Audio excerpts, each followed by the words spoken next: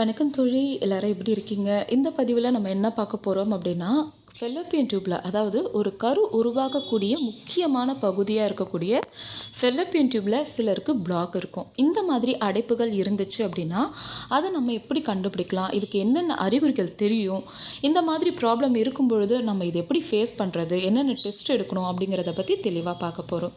இந்த Fallopian tube black first யாருக்கெல்லாம் வரும் அப்படிங்கிறத தெரிஞ்சுக்கலாம். ஒருவேளை உங்களுக்கு இதுக்கு முன்னாடி டிஎன்சி பண்ணியிருக்காங்க, இல்லை ஒரு குழந்தை அபார்ட் ஆகிருக்கு, பீரியட்ஸ் டைமில் நீங்கள் ஒர்க் அவுட் பண்ணுறவங்களா இருப்பீங்க. அதே போல் சின்ன வயசில் உங்களுக்கு ஏதாச்சும் இன்ஃபெக்ஷன் ஆகிருக்கு, அடி வயிற்றில் இன்ஃபெக்ஷன் ஆகிருக்கு, நான் இதுக்காக டேப்லெட் எடுத்திருக்கேன் அப்படின்னாலும் சரி, இல்லை தொடர்ச்சியாக வெள்ளைப்படுதல் பிரச்சனை எனக்கு ரொம்ப வருஷமாக இருக்குது சிஸ்டர் அப்படின்னாலும் சரி, அதே போல் சின்ன வயசில் உங்களுக்கு எப்பயாச்சும் டிபி அட்டாக் ஆகிருக்கு அப்படின்னாலும் சரி, உங்களுக்கு ஃபெல்லோப்பியன் டியூப்பில் பிளாக் இருக்கிறதுக்கான வாய்ப்புகள் இருக்குது.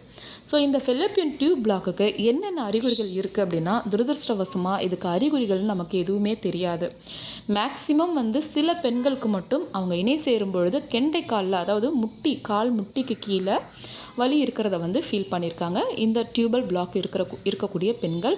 ஆனால் இது எல்லாருக்குமே தெரியுமாங்கிறது நமக்கு சாத்தியமில்லாத ஒரு விஷயம்தான்.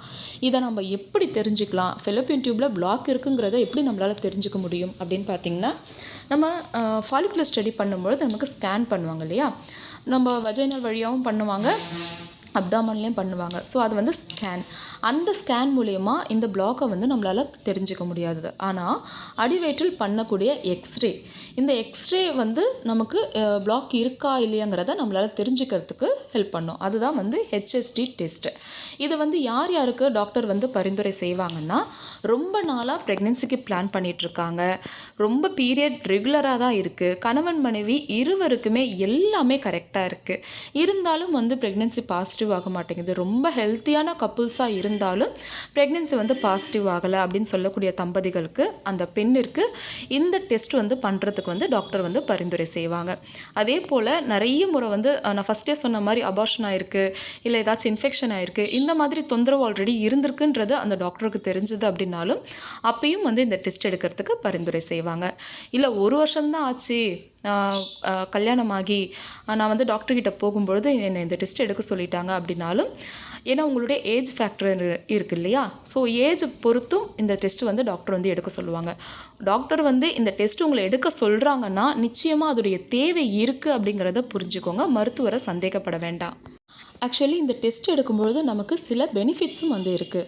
என்னென்னா, அந்த எக்ஸ்ரே கருவி கீழே நம்மளை படுக்க வைக்கும் பொழுது ஒரு டை நமக்கு அடி வழியாக கருப்பை உள்ளே செலுத்துவாங்க. இந்த டை என்ன பண்ணும்னா, ரொம்ப வேகமாக நம்மளுடைய ஃபெல்லோப்பியன் டியூப் வழியாக அப்படியே வெளியே வந்துடும். ஸோ இந்த மாதிரி வரும்பொழுது நமக்கு குட்டி எங்கேயாச்சும் இன்ஃபெக்ஷன் இருக்குது, அடைப்பு இருக்குது அப்படின்னா அதை இந்த டை மூலயமாவே நம்மளால் சரி செஞ்சுக்க முடியும். நிறைய டாக்டர்ஸ் இந்த டெஸ்ட்டு பண்ண இந்த மாதம் ப்ராப்பராக நம்ம ஃபாலோ பண்ணோம்னா நிச்சயமாக சக்ஸஸ் ரேட் அதிகரிக்கும்னு சொல்லுவாங்க. ஸோ காரணம் இதுதான். இந்த டெஸ்ட் எடுக்கும்பொழுது ரொம்ப வலி இருக்குமா அப்படின்னு சொல்லிட்டுலாம் பயப்பட வேண்டாம். உங்களால் மேனேஜ் பண்ணக்கூடிய ஒரு சின்ன பெயின் இருக்கும். இப்போ உங்களுக்கு பீரியட்ஸ் ஆகும்பொழுது வலி இருக்கும் இல்லையா, அந்த பெயினே ஒரு 2-3 மடங்கு அதிகமாக இருந்தால் எப்படி இருக்குமோ அந்த அளவுக்கு தான் இருக்கும்.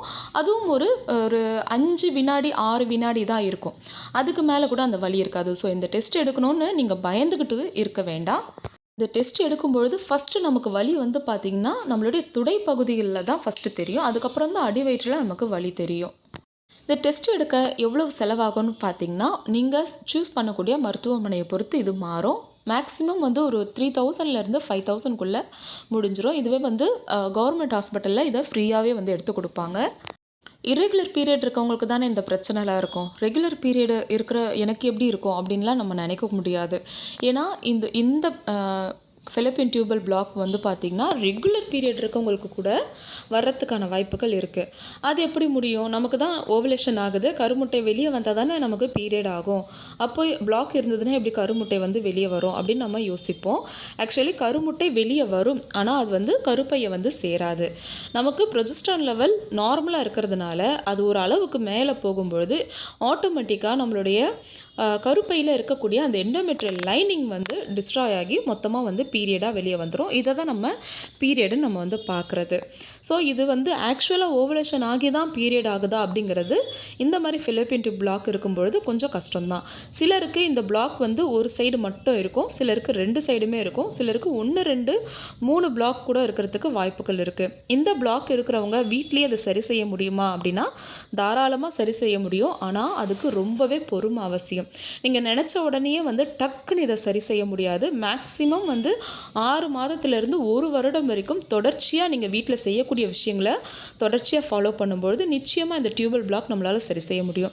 ஏன் இந்த டியூபல் பிளாக்குக்கு இவ்வளோ நம்ம வரி பண்ணணும் அப்படின்னு பார்த்தீங்கன்னா, கருவை தாங்கக்கூடியது தான் கருப்பை. ஆனால் ஒரு கரு உருவாகக்கூடிய இடம் அது வந்து பார்த்திங்கன்னா இந்த ஃபெலோப்பியன் டியூப் தான். நமக்கு கருமுட்டையும் விந்துவும் இணைந்து உருவாகக்கூடிய கரு, அது வந்து உருவாகிற இடம் தான் வந்து இந்த ஃபெலோப்பியன் டியூப். ஸோ அதுலேயே வந்து பிளாக் இருக்குது அப்படின்னா கருமுட்டையும் விந்துவும் இணைய முடியாது இல்லையா? இதனால் நமக்கு ப்ரெக்னென்சி தள்ளி போயிட்டே தான் இருக்கும்.